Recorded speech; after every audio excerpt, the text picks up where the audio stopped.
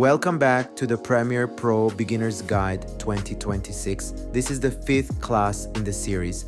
In the previous lesson, we learned how to create a new sequence. In this class, we'll learn how to navigate through the timeline and start editing inside Premiere Pro. Hi, I'm Marco Maldera. I'm a director, VFX artist, editor, designer, and AI creative. If you're curious about my work, you can visit my website at marcomaldera.com. Now, let's get started. Creating a new sequence. Let's start with a quick refresher. I've already imported some files, so let's create a new sequence just like we did before. I'll double-click on the videos bin, pick the clip I want, and drag it onto the new item icon. Premiere automatically creates a new sequence with matching settings. Next, I'll rename it, double-click the sequence name, and call it Sequence 01. And that's it. We're ready to explore the timeline.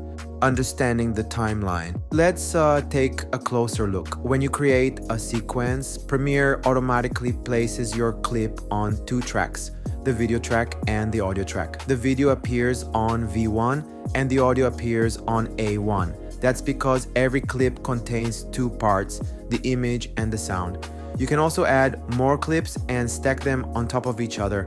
For example, you can drag another clip onto V2 and A2. Premiere lets you layer multiple tracks, something you'll do often while editing.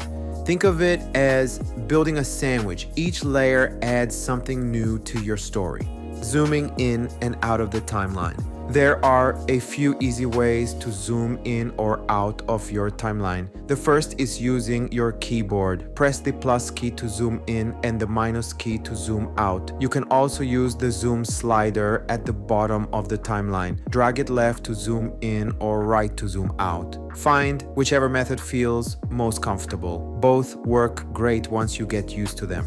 Working with audio tracks. Now let's look at the audio. Just like video, you can expand an audio track by double-clicking on it.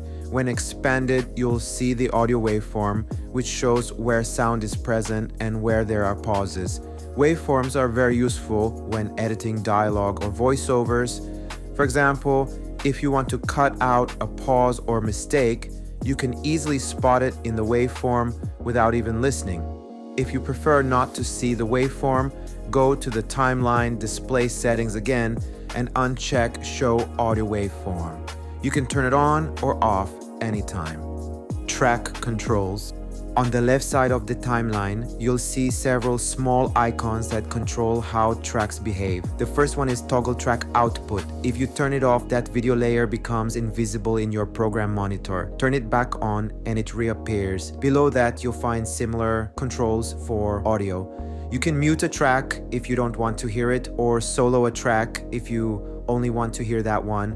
For example, if you're editing a scene with multiple layers of sound, dialogue, background music, and effects, you can solo one track to focus on just that element. These tools help you stay organized and make your editing process smoother.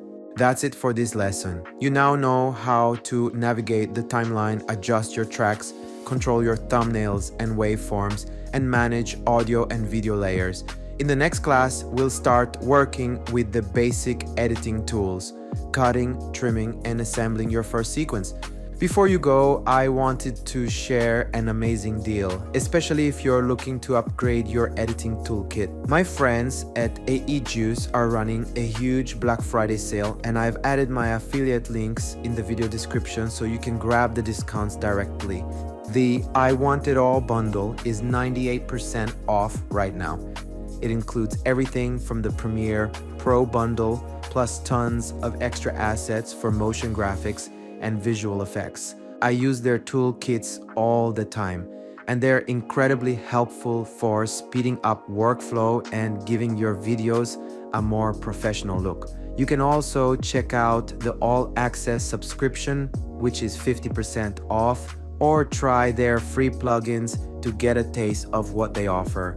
All the links are below. Using them helps support the channel. If this class is helping you, make sure to subscribe, like the video, and follow me on social media. It really helps support the work I do. See you in the next lesson.